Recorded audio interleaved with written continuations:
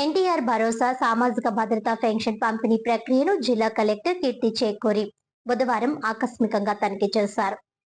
నగరంలోని 14వ స్వర్ణ వార్డ్ ప్రకాష్ నగర్ 1 ప్రాంతంలో లబ్ధిదారులను ప్రత్యక్షంగా కలుసుకొని పెన్షన్ సొమ్ము సక్రమంగా ఇంటి వద్దనే అందుతున్నదా లేదా అనే విషయాన్ని స్వయంగా అడిగి తెలుసుకున్నారు. అనంతరం స్థానిక దానవాయిపేటలో పాన్ షాప్ నిర్వహిస్తున్న కూరపాటి ధనలక్ష్మికి సంబంధించిన దివ్యాంగ పెన్షన్ ను కలెక్టర్ కీర్తి చేకూరి మున్సిపల్ కమిషనర్ రాహుల్ మీనా కలిసి అందజేశారు.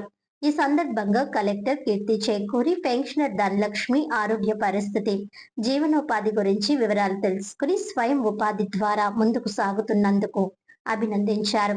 రాష్ట్ర ప్రభుత్వం ప్రతి కుటుంబం నుంచి ఒక పారిశ్రామికవేత్తను తీర్చిదిద్దే లక్ష్యంతో ముందుకు సాగుతోందని, ఉద్యోగాల కోసం ఎదురు చూడకుండా స్వయం ఉపాధి అవకాశాలను వినియోగించుకోవాలని సూచించారు.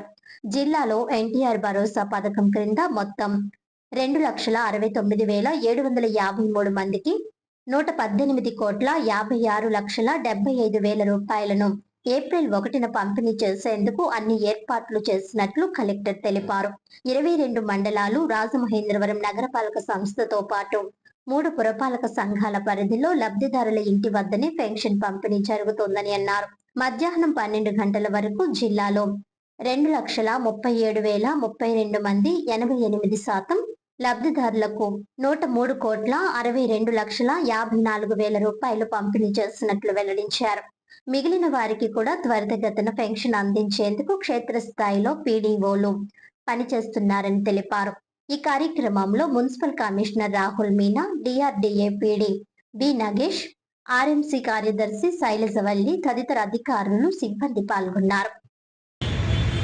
నా పేరు కూరపాటి ధనలక్ష్మి.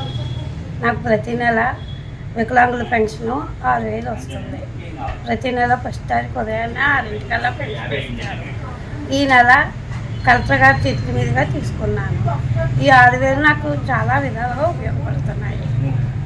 నాకు అందించిన ముఖ్యమంత్రి గారికి, చంద్రబాబు నాయుడు గారికి ధన్యవాదాలు.